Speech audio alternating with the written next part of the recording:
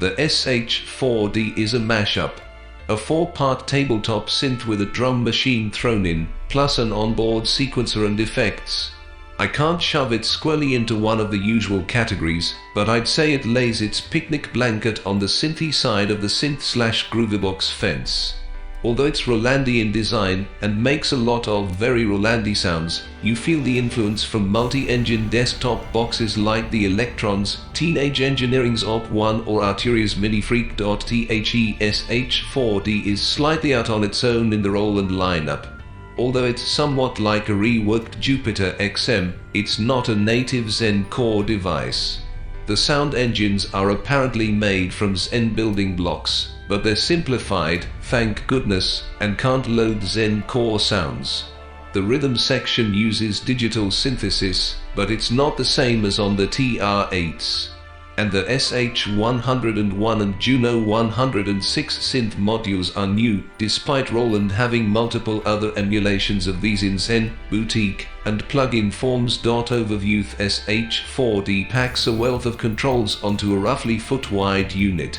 Along with the baggable size, portability is supported by USB-C power and a battery port for 4 AAs. The USB connection can transport multi-channel audio for each part when connected to a computer. The panel has the same screen and button cluster as the Jupiter XM, with a button strip for sequencing, part/pattern selection and numerous shift functions.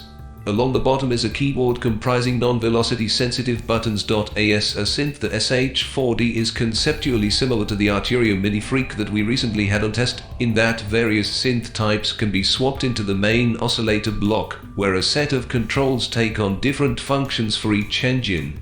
Everything on the right-hand side, filters, modulators and effects, behaves the same for each synth type. The difference from the Freak is that the SH-4d has 4 fully independent parts, plus the 5th rhythm part, each channel of which gets full use of the panel controls.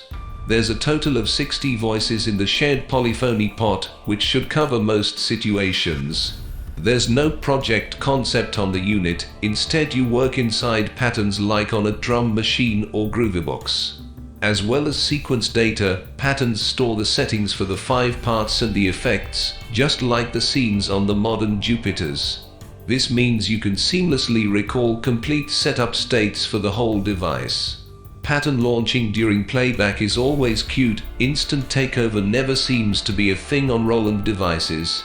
Rather than lumping all the data within the pattern, parts point to instrument patch slots in a central pool. The downside to this is that when you save a pattern, you're prompted to save out each part to a slot, naming each. It's horrible and could be massively improved with some shortcuts and auto-naming. At least on subsequent saves you can choose to overwrite everything. Each of SH-4d's 4 synth parts can run one of 11 synth models, detailed in the Synths in the box. The first knob in the OSC section always selects the model, the other controls adapt to fit the available parameters. The default model is simply called SH-4d and is a 4 oscillator virtual analog affair. The 4 oscillator waveforms are shown on the display, and the 2 encoders below are used to focus one at a time and dial through wave types.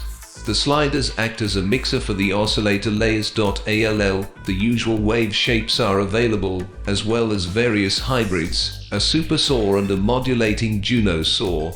Each oscillator can be tuned separately via the second OSC encoder.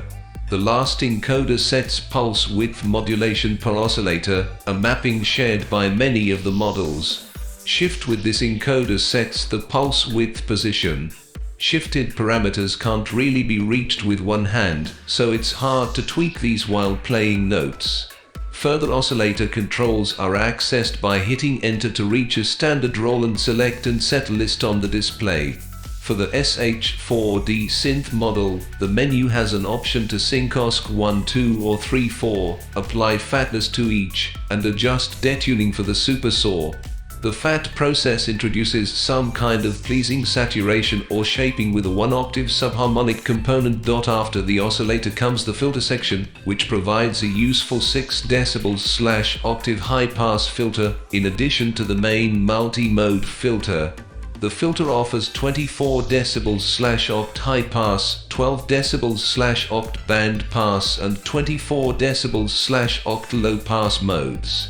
The filter has a wet, whistly resonance that's nice when tracking the keyboard, but doesn't quite self-resonate. It's inherently clean but has a drive control to grunge things up. A dedicated ADSR envelope is provided in the same section. The single filter model makes do for all the synth types, so although there are 101 Juno emulations, they are